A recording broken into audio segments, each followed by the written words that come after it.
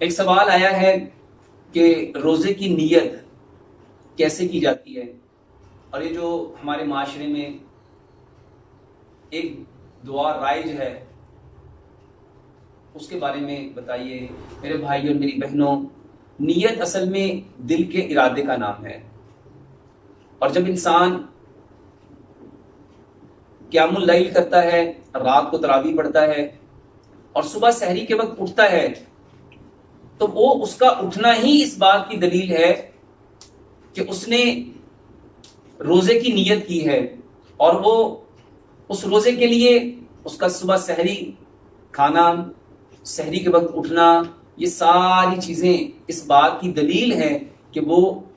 روزہ رکھنا چاہتا ہے۔ اور میرے بھائیوں، یہ جو زبان کے ساتھ ہم روزے کی نیت کرتے ہیں، جو ہم زبان کے ساتھ کرتے ہیں وہ نیت تو نہیں رہے گی، کیونکہ نیت تو دل کے ارادے کا نام ہے۔ تو میرے بھائیوں، یہ جو ہم ارادہ کرتے ہیں، ارادہ من میں ہوتا ہے، دل میں ہوتا ہے، اس کا زبان سے اظہار کرنا، جب ہم زبان سے اظہار کر لیں گے تو پھر وہ نیت نہیں رہے گا۔ اور پیارے پیغمبر جناب محمد صلی اللہ علیہ وآلہ وسلم روزے کے سحری کی جو نیت ہے اس کے بارے میں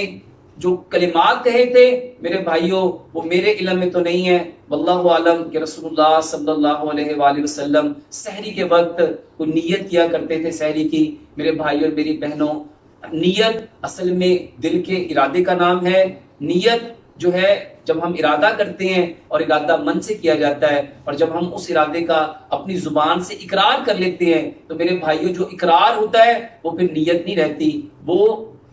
نیت آپ کی من کا ارادہ ہی ہے، اور اپنے من سے ارادہ کرنا یہی نیت کہلاتی ہے۔ تو ہمیں بھی رات کو ہم نیت کریں گے کہ صبح ہم نے انشاءاللہ الرحمن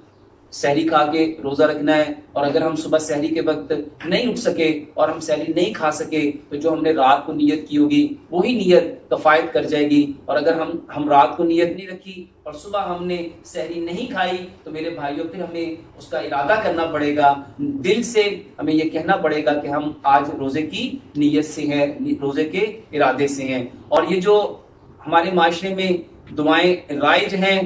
تو ہمیں پیارے پیغمبر جناب محمد صلی اللہ علیہ وآلہ وسلم نے مکمل دین دیا ہے، تو ہمیں اگر دعا پڑھنی بھی ہے تو ہمیں ان دعاؤں کا اہتمام کرنا چاہیے جو پیارے پیغمبر جناب محمد صلی اللہ علیہ وآلہ وسلم پڑھا کرتے تھے، اور ہر اس بات سے، ہر اس بول سے، ہر اس کلمات سے اجتناب کرنا چاہیے، بچنا چاہیے جو پیارے پیغمبر جناب محمد صلی اللہ علیہ وآلہ وسلم نہیں پڑھا کرتے تھے۔ اللہ سے ہم دعا کرتے ہیں اللہ سبحانہ وتعالی ہمیں بھی 100% پیارے پیغمبر جناب محمد صلی اللہ علیہ وآلہ وسلم کی تعلیمات کو سمجھنے کی، سمجھ کے عمل کرنے کی، اور عمل کر کے اس پیغام کو ساری کائنات کے انسانوں تک پہنچانے کی توفیق عطا فرمائے۔ وما علینا الا البلاغ۔